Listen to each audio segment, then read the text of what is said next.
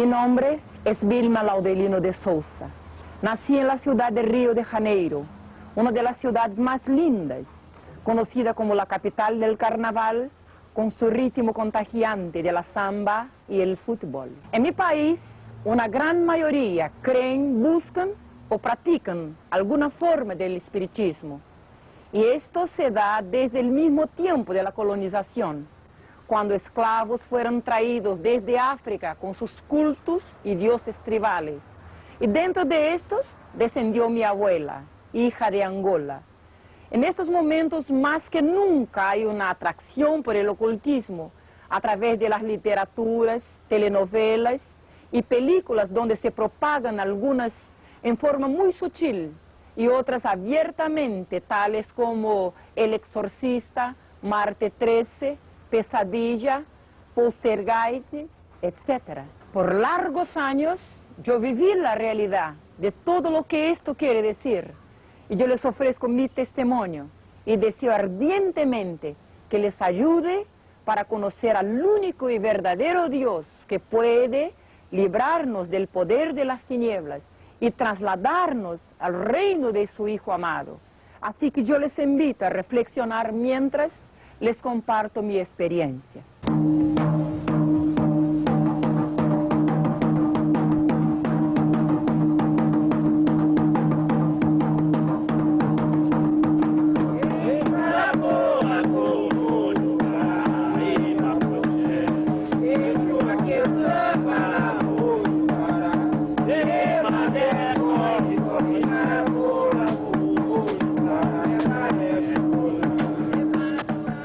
Vilma, usted es una persona muy conocida a nivel latinoamericano, ministrando el Evangelio a muchas personas importantes involucradas en la magia negra. ¿Cuáles fueron las circunstancias que la llevaron a dejar a la brujería y a buscar a Jesucristo? Todos los adoctrinamientos por los cuales yo tenía pasado a un largo de 22 años de una vida consagrada a los espíritus, a las sectas que se caracterizan en mi país, Brasil, y muchas que se denominan como tipo Umbanda, Candomblé, y he llegado a la cumbre que se llamaría Quimbanda, o sea, una ramificación de magia negra.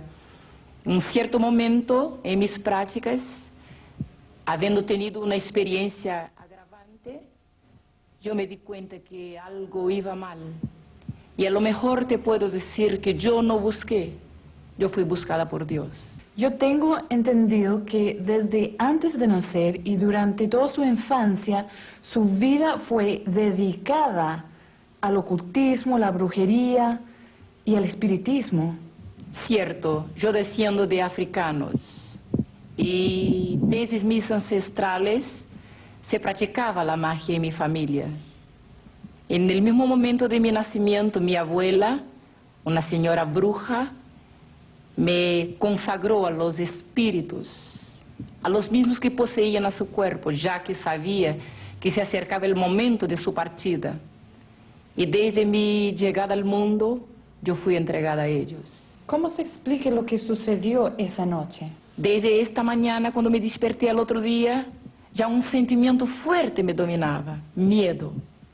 Un miedo horrible, la impresión que alguien me miraba de algún punto, alguien yo asustada. Siempre se caracteriza así esta posesión, por un miedo desenfrenado, inexplicable. Pero ahí había algo más raro aún en mi casa. No había nadie.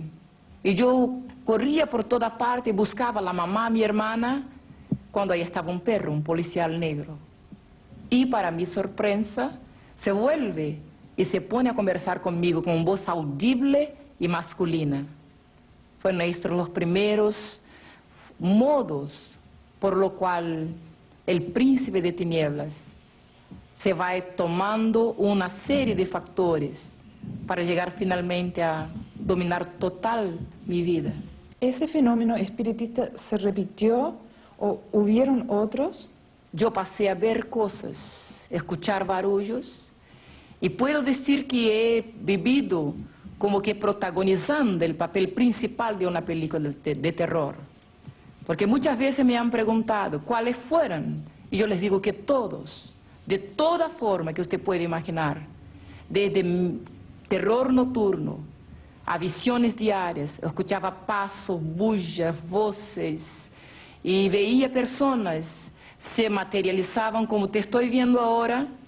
Yo los veía siempre, nunca vi cosas con los ojos cerrados, y principalmente nocturnamente, hasta que llamó a atención de mi familia, y se empezaron a me llevar a personas que hacían trabajos y arreglaban las cuestiones, y la intención era educar los espíritus, porque me pegaban fuerte, me daban, me tiraban el pelo, me echaban al suelo de mi cama anoche, y a veces me golpeaban en la cara. Yo siempre temblaba, tenía mucho miedo. Yo tentaba gritar, socorro, pero no salía la voz. Era como si tuviera en medio un achaque de epilepsia. Yo quería gritar, pero no conseguía moverme, mi cuerpo siempre enrijecido, y yo totalmente impotente a toda manifestación que se daba. A los 7 años de edad, me llevaron de vuelta a mi abuela, porque ya ninguna persona de baja categoría podría ajustar o educar a aquellas entidades.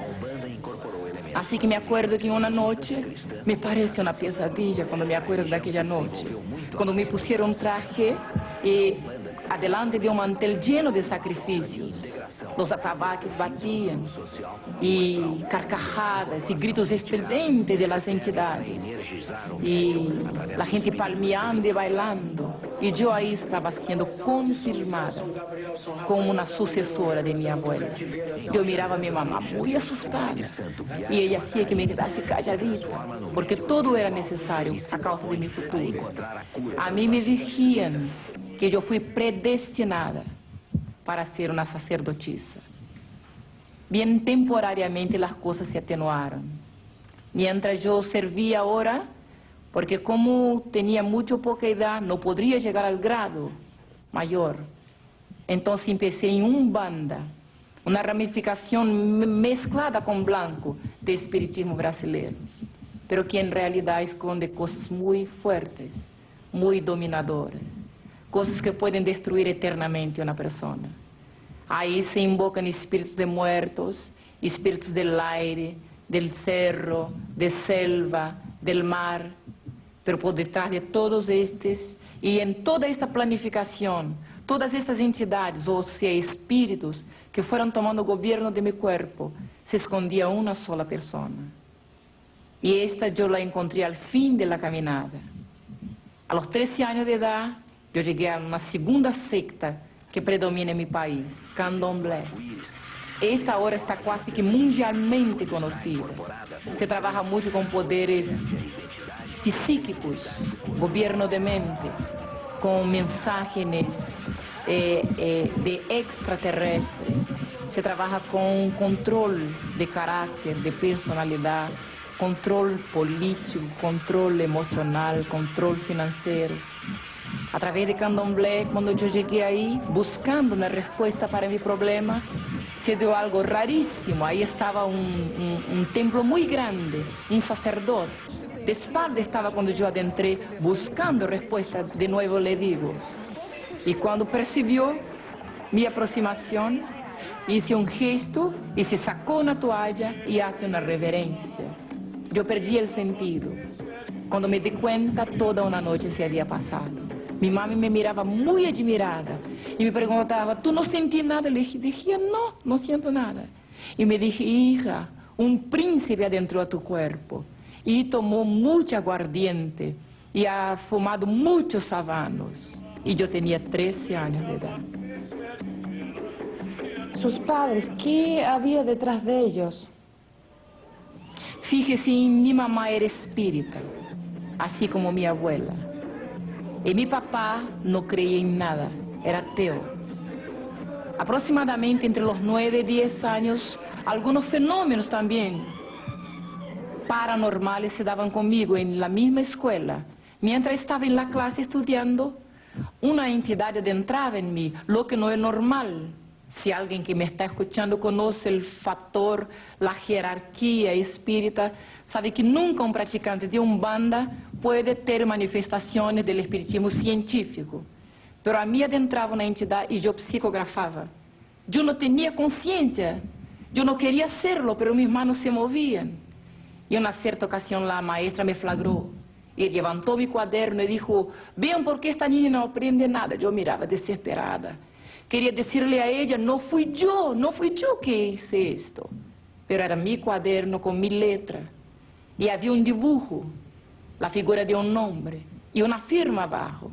La figura era de Satanás. Y la firma era: yo soy el demonio de la medianoche.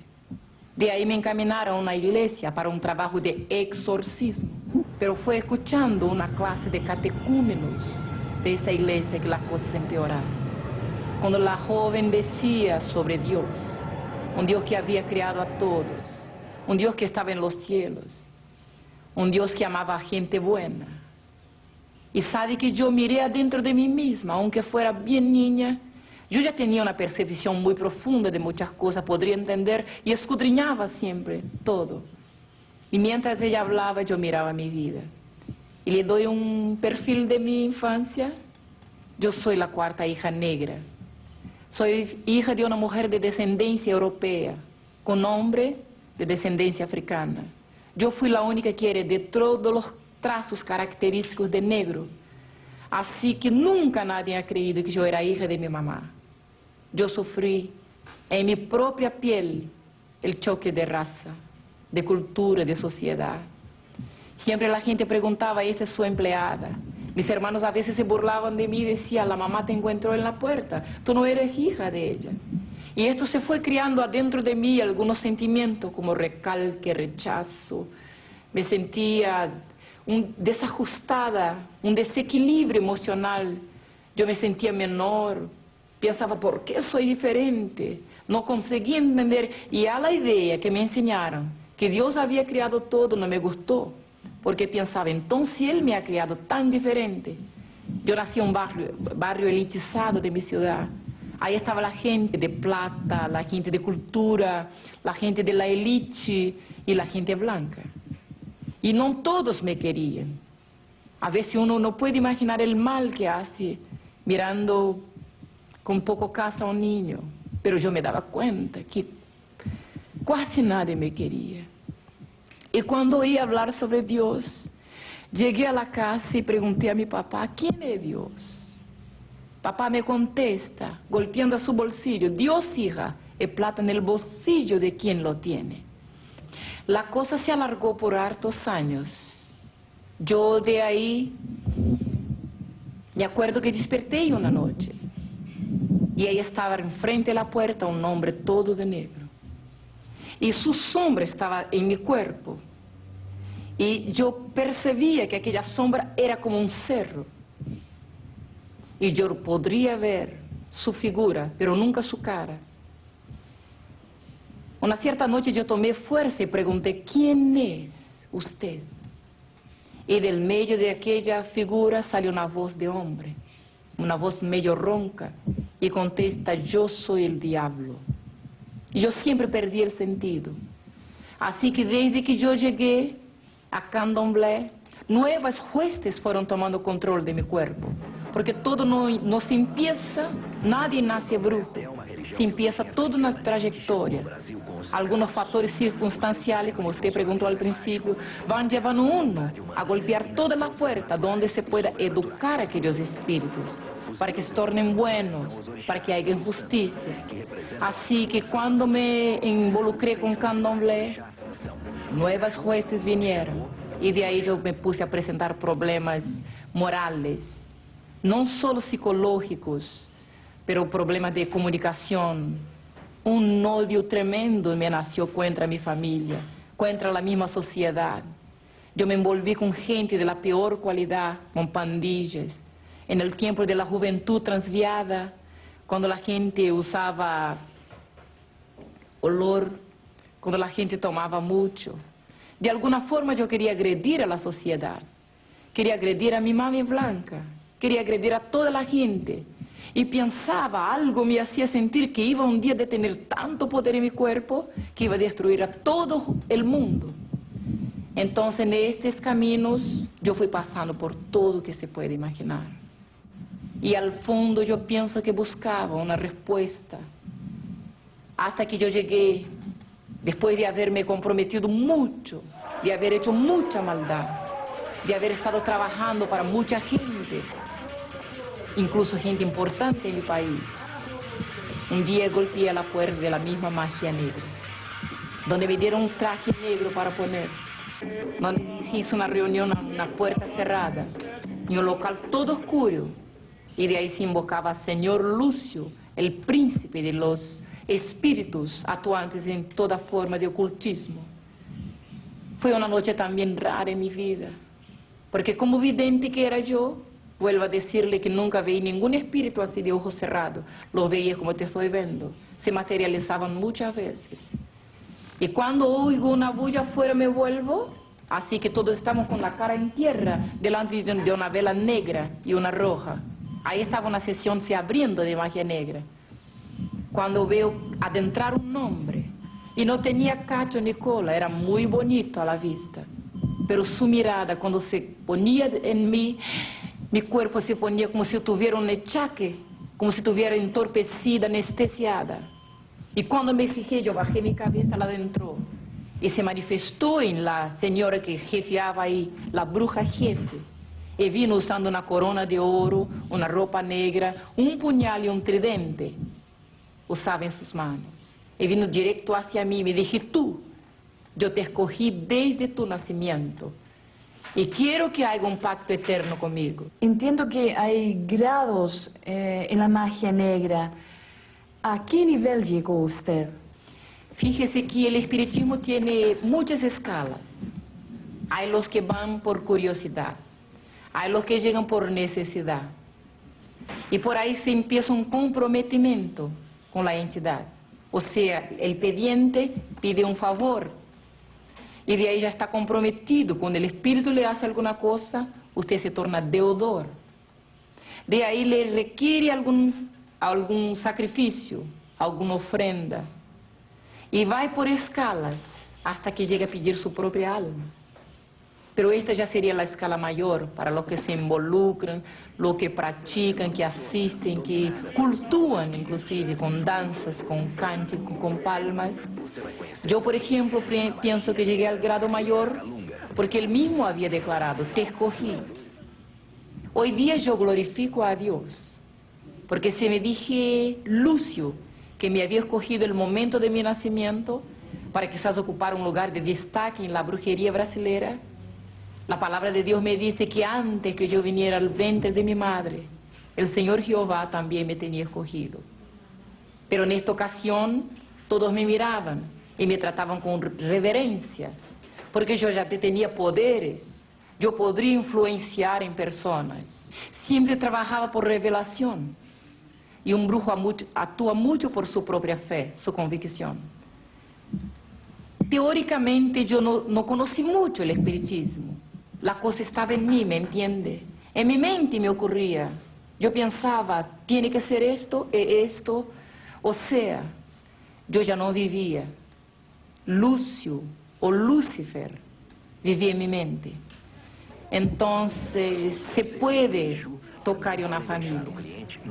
Se puede cambiar un nombre en homosexual. Muchas veces lo he visto. Se puede destruir un hogar, un negocio, un gobierno.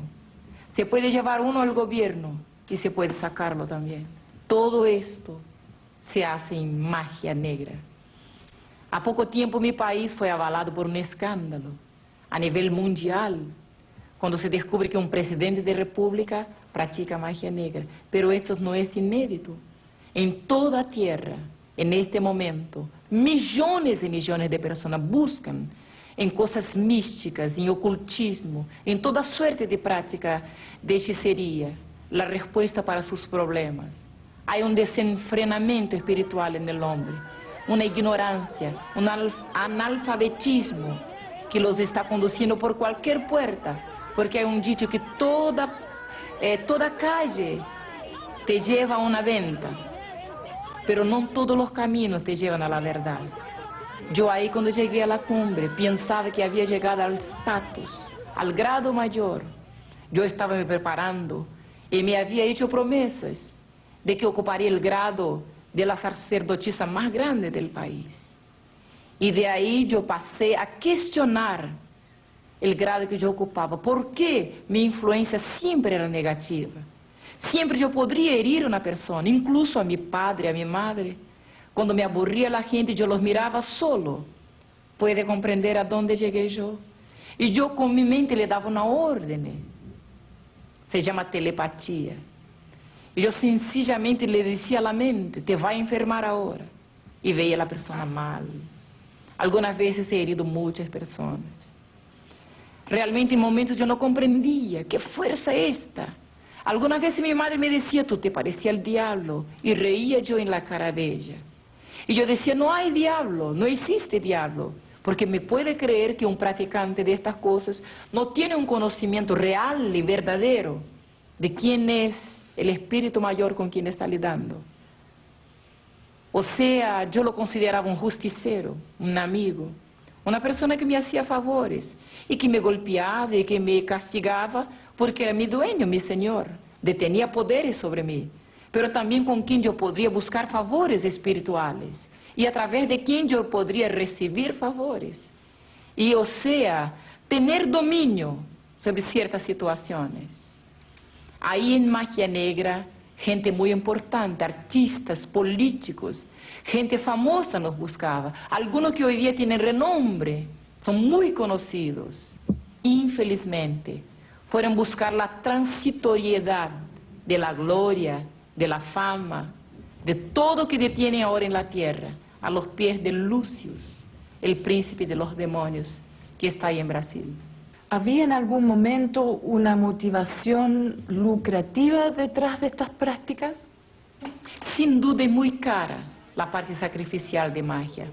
O sea, una misma consulta que se hace a un brujo para que se invoque una entidad más fuerte como esta que trabajábamos, esto sale carísimo. Y no cualquiera puede pagar el precio. Y claro que el brujo recibe su parte, recibe mucho.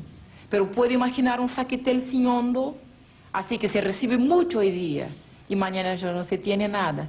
Es como un miraje. Usted ve una impresión, es una ilusión. Usted ve miles y miles, tiene mucho oro, mucha cosa, porque se requiere la gente en su desenfreno de conseguir inmediatamente favores, dan oro, dan joyas, dan de todo que se exige. Pero algunas veces he visto la entidad diciendo, yo doy con una mano y quito con las dos. Esto me hizo cuestionar. Y un otro factor, le cuento, cuando hay una noche en media práctica, una persona nos busca y pide que matemos una cristiana, una evangélica. Sabía que fue la primera vez que oí hablar del evangelio, o sea, de una evangélica, fue adentro de un culto de magia negra. Bien, y yo le abro una comilla para decirle que también nos enseñaban contra los evangélicos, que eran los enemigos número uno de nuestra causa espírita, y que por los evangélicos la tierra no estaba gobernada por el príncipe justiciero Lucius. Así que deberíamos combaterlos, avergonzarlos y destruirlos siempre que fuera posible. Y cuando esta señora viene a pedir para matar a su vecina, empieza a describir el carácter de esta señora. Y sabe que reclamaba a Lucius sobre su vecina. Yo le asistía como secretaria en el momento. Decía, ella está siempre orando a su Dios, siempre está glorificando a su Dios, siempre cantando alabanzas. No es adoradora de la señora, de la Virgen. Ella dice que nuestros espíritus son demonios. Y se tan pedantemente declara que va al cielo. Bien, yo escuchaba la charla y pensaba, ahora sí voy a aprender y voy a destruir a toda esta gente, los evangélicos. Pero cuando el mismo príncipe extiende las manos y dice, no, ya basta, no me adelante a pedir nada contra esta mujer. Ella tiene un espíritu superior que mí, contra lo cual yo no puedo. Ahí yo cuestioné. ¿Quién será este espíritu superior que detienen los evangélicos? por el momento, por nunca haber oído hablar de las cosas del Evangelio, yo pensé, entonces los cristianos son los peores brujos, porque contra ellos ni siquiera el príncipe mayor de nosotros puede.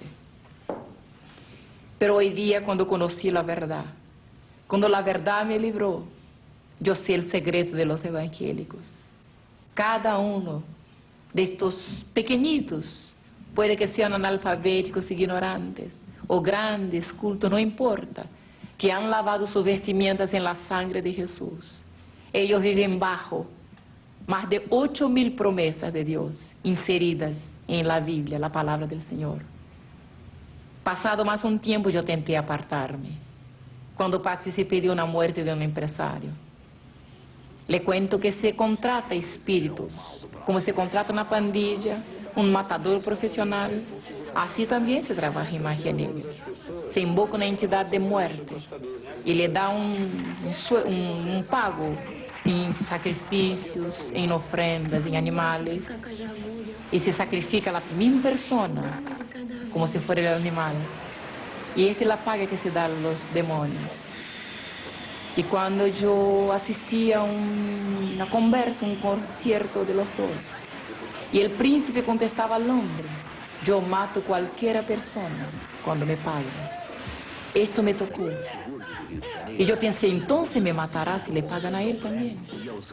Y de nuevo el cuestionamiento, pero luego a mí, que desde mi cuna yo estoy consagrada, estoy practicando estas cosas.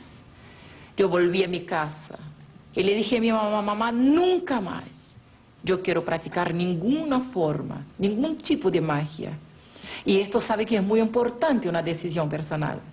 Realmente yo era el contexto de lo que se puede decir cansada. ¿Y sabía en algún momento que lo que hacía era malo? Siempre funcionaba más para lo malo. La gente venía desesperada, llorando, exponía sus problemas, sus situaciones. Y siempre había un espíritu de contienda. O sea, una persona buscaba y decía, tengo un problema, no entiendo. Y ya le echaba contra el vecino.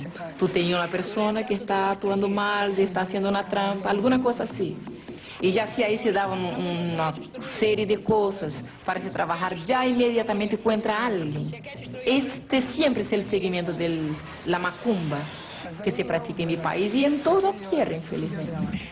Vilma, hemos escuchado su historia, hemos escuchado mucho testimonio impactante, muy fuerte para muchos. Pero ¿cómo fue el momento de su conversión? ¿Cuándo fue el momento en que usted se entregó al Señor Jesucristo?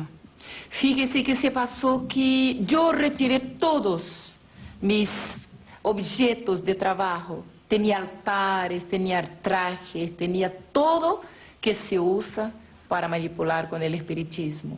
Yo los eché a un río, pensando que desechándome de lo externo, estaba sacando lo que realmente gobernaba mi cuerpo. Cuando recién me vuelvo a la casa, adentro a mi pieza, ahí él adentró, materializado. Y ahí cara a cara estábamos, cuando él apuntó aquí en mi nariz. Y nunca me olvidaré su odio y cómo me ponía impotente cuando se acercaba.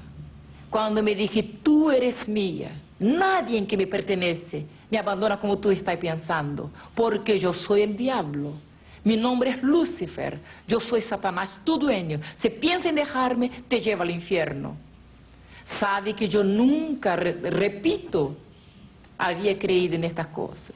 Pensaba que murió, acabó, o a lo mejor, como muchas veces la ciencia muestra, que hay ahí uno va a estar volando o descansando o en un local cualquier, o simplemente terminó la reencarnación, que parte de la doctrina espírita, murió, en otro tiempo vuelve, reencarna en otra cosa para pagar sus pecados, o un poco de doctrina católica, murió, va al purgatorio y de ahí paga un tiempo. Pero cuando se presentó y me habló directamente así cara a cara de infierno, aún así yo tenté contradecirle, enfrentarme con él. Me sentía muy poderosa. No entendía hasta aquel momento que los poderes que detenía yo no eran míos, que el hombre es totalmente impotente diante del diablo. Por eso la palabra de Dios dice que el Hijo de Dios se manifestó para deshacer las obras del diablo, porque sabía que ningún hombre podía enfrentarse con él como realmente lo es. Y cuando me amenaza así, me enfrento y le digo, nunca más yo quiero destruir a nadie. Y entonces me toma por aquí por el cuello y me dice, entonces te llevo al infierno ahora, para que sepas que conmigo nadie puede. Es un dicho del espiritismo. Y cuando me toma por aquí, al contrario de todo que yo creía, se abre un abismo abajo de mis pies y yo me pongo a bajar. Era como un abismo cenagoso. Todas las tinieblas que usted ya vio, todo blackout que ya vio en su vida, no se parece con el terrible abismo que espera un hombre que se pasa la eternidad sin nunca haber conocido a verdad. Sabe que yo me fui bajando y yo tentaba sostenerme y él me llevaba por aquí. Así es la muerte, pienso yo, de un brujo, de toda gente que vive su vida engañada, sirviendo a los demonios. Porque recientemente había me dado cuenta que todas las entidades, espíritus, orixás, caboclos, guías, así se denominan en mi país el nombre, así se mezclan, se adornan. Esta es su forma de engañar en mi país. Se autodenominan entidades, espíritus justicieros. Pero ahora, en fin de mi camino, de mi trayectoria, estaba delante del diablo.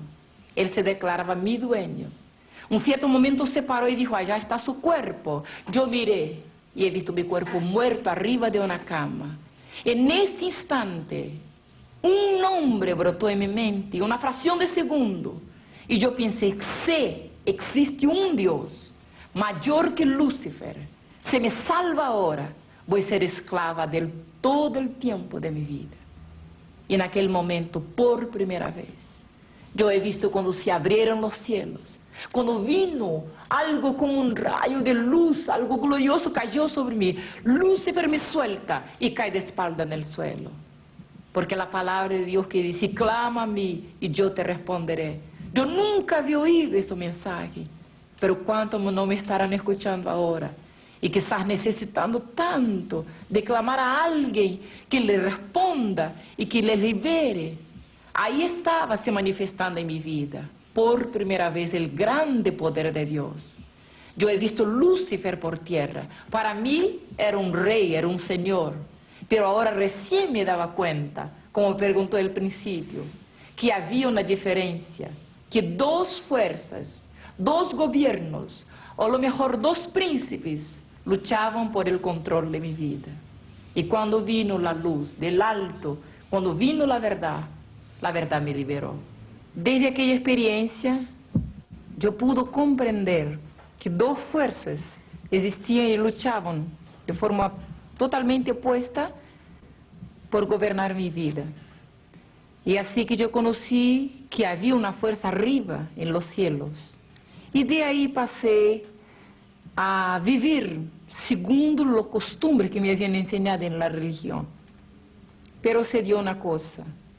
Aquel príncipe que no desiste de ninguna manera de destruir vidas, me declaró guerra. O sea, demanda espiritual me declaró. Y por esta demanda, 7 días después, yo perdí una guagua. Yo la tenía consagrada a un príncipe que se llama en Brasil Iemanjá. Sería cognominada la reina del mar, pero en realidad es un demonio terrible. Y así que cuando Lucifer me declara guerra, 7 días después, Iemanjá mata a mi guaguita con 1 año. Me acuerdo que los médicos preguntaban, ¿qué se pasó, mamá, con esta niña que no tiene nada y se muere? Yo no podría contestar a él que ahí estaba recibiendo el sueldo de 22 años de vida consagrada a las tinieblas, a toda suerte de ocultismo, de hechicería, de espiritismo.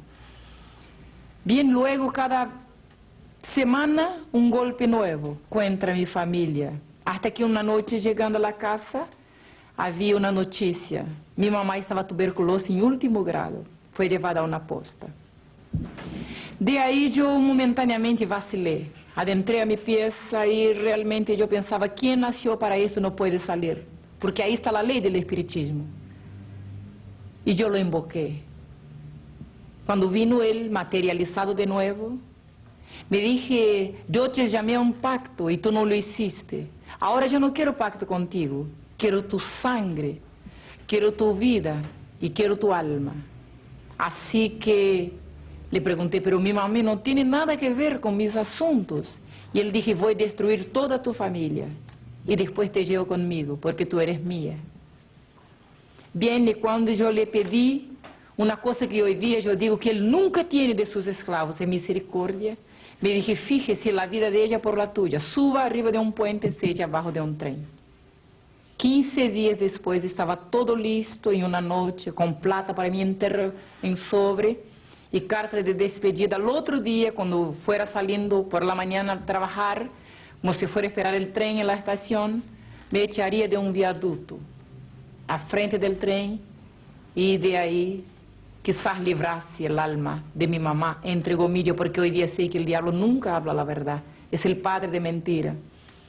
Así que en aquella noche me acosté, y así como sería la última noche de mi vida, no quería dormir. No sé cómo se sentirán miles de personas que me escuchen ahora, con ganas de morirse, de autodestruirse, pero yo le digo que es terrible, no hay palabras para decir la última noche de un suicida. Yo quería reportar mi vida, hacer un retrospecto. Y ahí en la oscuridad de mi pieza estaba pensando, ¿para qué será que yo nací? La vida es muy insípida, muy insólita, no tiene razón. ¿Será que el hombre nace solo para morir e irse al infierno? Y un cuestionamiento sin fin yo me llevaba hasta que llega la madrugada. Bien, los brujos llaman la hora grande, pero hoy día yo puedo decir que era la hora de Dios para mi vida. Repentinamente del alto, una voz me hace una pregunta. ¿Y si yo le decir que Dios existe? Fíjese que Dios tuvo primero que me desenseñar la enseñanza de la infancia de mi padre. Y cuando aquella voz me preguntaba así, yo reaccioné con violencia. Ahí estaba delante de mí toda mi vida, mi sufrimiento, el rechazo, todas las cosas. Y yo, aburrida, contestaba, no, no, no existe Dios. Pero por segunda vez la voz me preguntaba, ¿y si yo le digo que existe un Dios todopoderoso? Esto fue impactante para mí, totalmente inédito. Yo conocía muchos dioses, muchos príncipes, entidades, pero un Dios todopoderoso.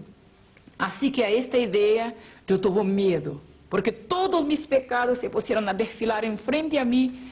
Me parecía que me acusaba, entonces me dio un miedo y yo pensé, si hay un Dios todopoderoso, no debe gustar gente de mi tipo, de mi categoría. Y para defenderme inmediatamente yo reaccioné, pero también no me gusta de él. Así que por tercera vez una voz dulce, suave, me pregunta de nuevo, y si yo le decir que hay un Dios todopoderoso y Él te ama, así como tú eres, yo reaccioné.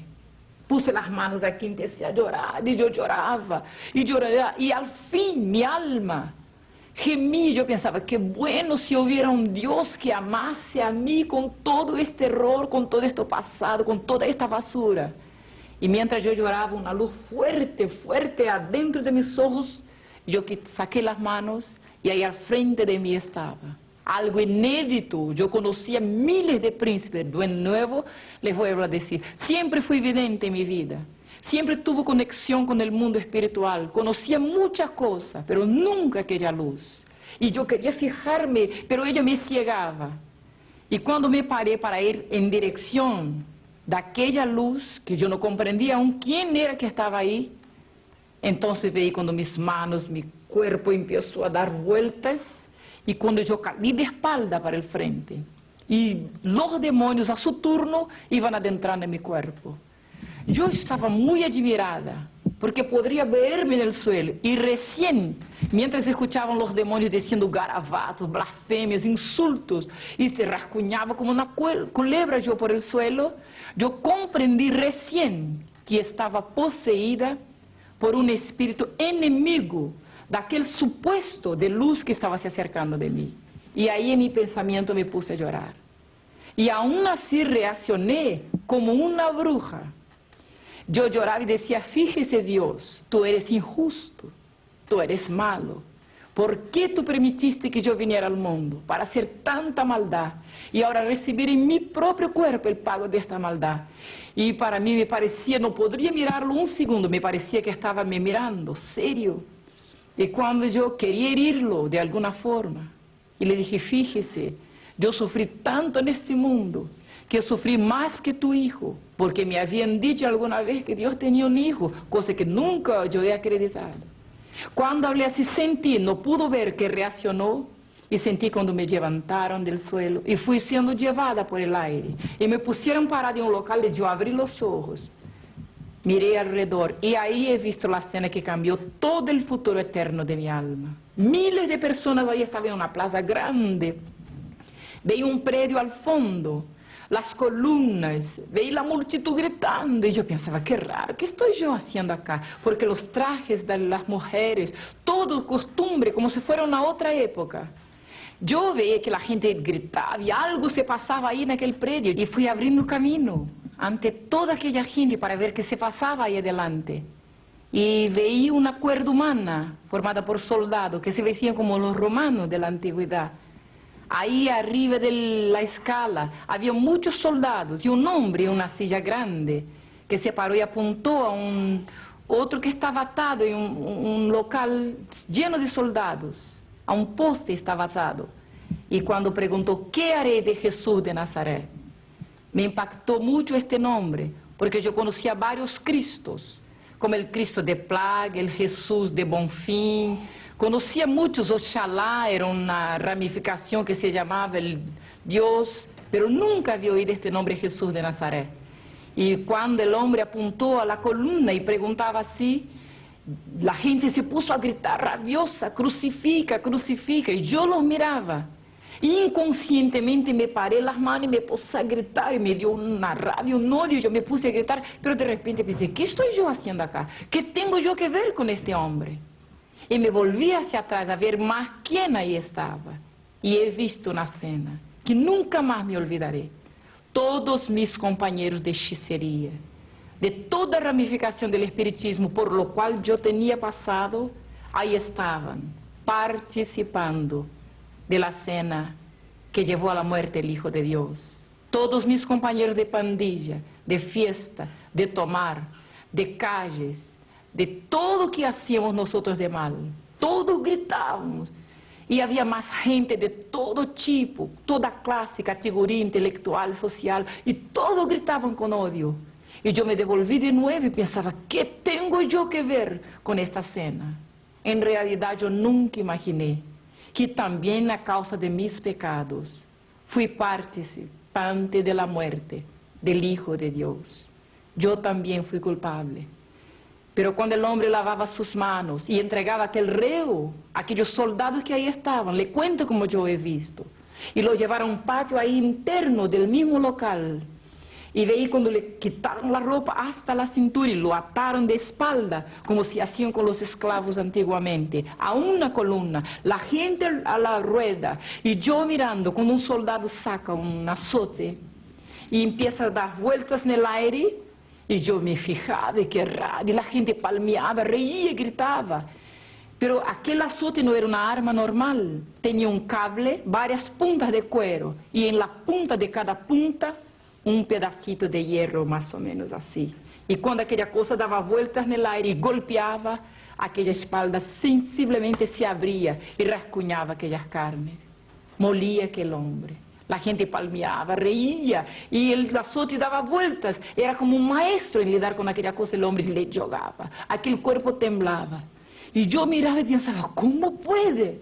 ¿Cómo puede una escena de tanta cobardía? Miles, hombres fuertes, soldados contra uno, que se parecía tan indefenso en el momento. Y yo miraba y pensaba, ¿por qué no se defiende? ¿Por qué no dice nada? Yo en realidad no sabía que allí estaba un cordero, allí estaba una oveja que fue llevada muda ante sus trasquiladores a causa de mis pecados. Y yo miraba aquella escena y pensaba, ¿por qué no se defiende? ¿Por qué no dice garabato? ¿Por qué no insulta a la gente? Yo no sabía que por amor ahí estaba, por amor de mí y por amor de ti también. Y mucho tiempo estuvo mirando aquella cosa. Era insoportable ver. No era como los cuadros, como las imágenes que existían en las iglesias. El hombre estaba todo lleno de heridas. Cada vez que el azote le daba en la espalda, se abrían y se le arrancaban pedazos de carne. Y nunca me habían dicho las palabras del profeta, que molido fue, herido fue por nuestras iniquidades. Después de harto tiempo que estuvo mirando, la gente palmeaba, silbaba, reía. Los soldados se apartan, lo entregan en la mano de los hombres. Y yo he visto cuando se acercó el primero y le dio en la misma cara. Su rostro iba para allá y para acá, sus ojos siempre cerrados. Y nunca decía palabra. Y yo me cuestionaba, ¿por qué no se defiende? Yo no sabía que ahí estaba siendo castigado mis pecados, tus pecados. Y para nuestros pecados no hay defensa. Mucho tiempo la gente lo escupía y le daba combo y le pateaba. Pero una cosa me di cuenta, y hoy día soy testigo, que durante todo el tiempo de su sufrimiento, Jesús de Nazaret, el hijo unigénito del Dios viviente, estuvo orando por nosotros, porque movía sus labios silenciosamente y hablaba alguna cosa que yo no podía entender, pero quizás estuviera orando por mí y por ti en este momento también. Y mientras estaba moviendo sus labios, la sangre iba bajando por su boca, por su nariz, y no era aquella figura con un rascuñoncito aquí, otro aquí, pero se hinchaba su cara de tanto que le daba, tanto que la gente le pateaba, le escupía, se mezclaba la sangre con el escupir de la gente. Después de mucho tiempo volvieron los soldados, y aquel hombre ya no era una cosa normal, era una masa humana, pero sin decir palabra. Veía cuando se acercar con una almohada y tenía algo arriba. No era como aquella cosa que usted ve en las imágenes muertas en las paredes. Eran unas espinas grandes y se cruzaban para abajo, y yo vi cuando el soldado levantó su cara, él tenía los ojos cerrados, vi cuando clavó y le apretaba sus ojos, cuando le dieron con algo como un pedazo de palo, una cosa así como una caña, le dieron, y él encogía su cuello. Y de ahí se bajaba la sangre. Yo miraba y pensaba, ¿cómo puede alguien sufrir tanto y callado? Y la sangre iba bajando. Y yo oía cuando el golpe daba en la cabeza, él encogía. No sé de dónde. Yo me puse a gritar, pare, no hagan esto. Este es el Hijo de Dios, Él no merece tal sufrimiento. Y si yo, que soy una bruja, de repente todos pararon y me miraron. Y por primera vez en toda aquella cena, aquel hombre abrió sus ojos y miró directamente hacia mí. Se puede imaginar, Jesús de Nazaret, el Hijo de Dios, me estaba mirando directamente. Yo pensaba al momento que estaría con odio porque le hicieron sufrir mucho. Todas las palabras serían cortas, pocas, para decir lo que ha sufrido aquel hombre. Pero al contrario, estoy acá para decirle que nunca he visto una mirada más llena de misericordia, de amor, de bondad, que la mirada de Jesús de Nazaret. Él ahí estaba me mirando y yo estuve atada a su mirada. Yo quería decir algo, pero ahora las lágrimas corrían por mis ojos. Y me miraba con amor. Cuando dijo, no, mi hija Vilma, yo tomé un susto. Yo pensé, entonces, Jesús me conoce. Yo no soy un vegetal, no soy una cosa. Y él decía, no, mi hija Vilma, nadie podría soportar tal sufrimiento. Solamente yo, y apuntaba su cuerpo todo herido, todo ensangrentado, y decía, yo sufrí todo esto por amor de ti, y extendió sus manos hacia mí. En aquel instante yo abrí mis ojos, se había pasado la visión, y yo caí de rodillas. Yo nunca había hecho una oración, nunca había conocido lo que fuera luz, verdad. Pero cuando yo caí de rodillas había una paz, algo tan especial, una vergüenza por mis pecados, por mi pasado. Y yo hice la primera oración al Dios hasta poco desconocido. Y yo le dije, Dios, mira, mi vida no vale un centavo siquiera, pero todo tiempo que me resta, yo lo entrego a tu Hijo Jesús, porque hoy día yo comprendí que Él sufrió y murió por mi causa. Y cuando me levanté de aquella oración, yo ya era una nueva criatura. Yo busqué a los demonios y ya no estaban ahí. Yo sentí un gozo, era una paz, era algo tan inexplicable. Yo fui a la cocina, la mamá estaba mal, tuberculosa, y yo le prediqué el primer mensaje de mi vida. Yo le dije: mami, Dios existe, mamá. Jesús murió por mí, mamá. Este Dios cambió mi vida. Me hice una nueva criatura. Puse un cántico nuevo en mi boca, un himno al Señor. Muchos lo han visto y han conocido y glorificado al Señor. En este momento, cuéntanos de su ministerio. ¿Cómo está sirviendo al Señor ahora? Loli, se pasó que cuando yo conocí la verdad, cuando el Evangelio llegó a mi vida, yo entendí que miles aún no lo conocen. O a lo mejor conocen superficialmente, como yo en mi infancia. Saben de un Dios que está arriba y que no se importa con nadie. Un Dios que no tiene tiempo para la gente.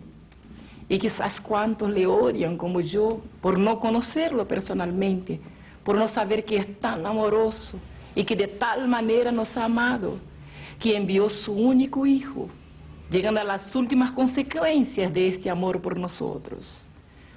Y cuando veía a la gente en la calle, me daba cuenta que necesitaban que alguien le dijera algo. Y pienso que el mismo Espíritu de Dios ha propuesto en mi corazón. Yo dediqué toda mi vida. He recorrido muchos países.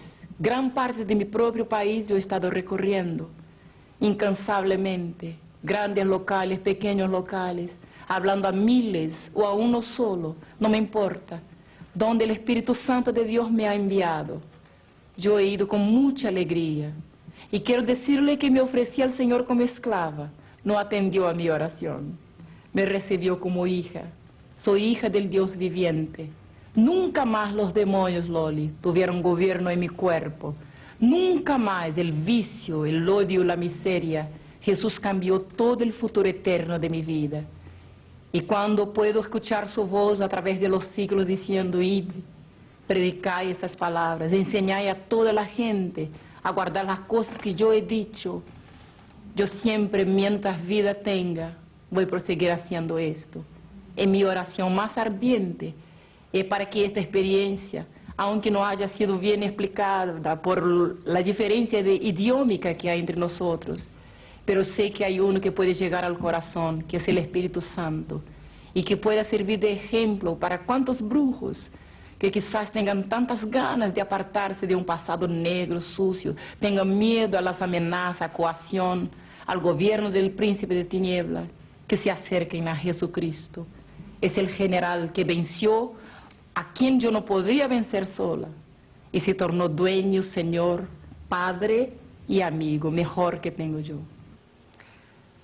Vilma, muchas gracias por estar con nosotros. Ha sido una bendición para nosotros poder escuchar, compartir este testimonio con muchos que necesitan escuchar este tipo de materia para llevar sus vidas en alguna manera a los caminos del Señor y trasladarse de la oscuridad a la luz. Y le agradecemos con todo nuestro corazón por este tiempo juntos.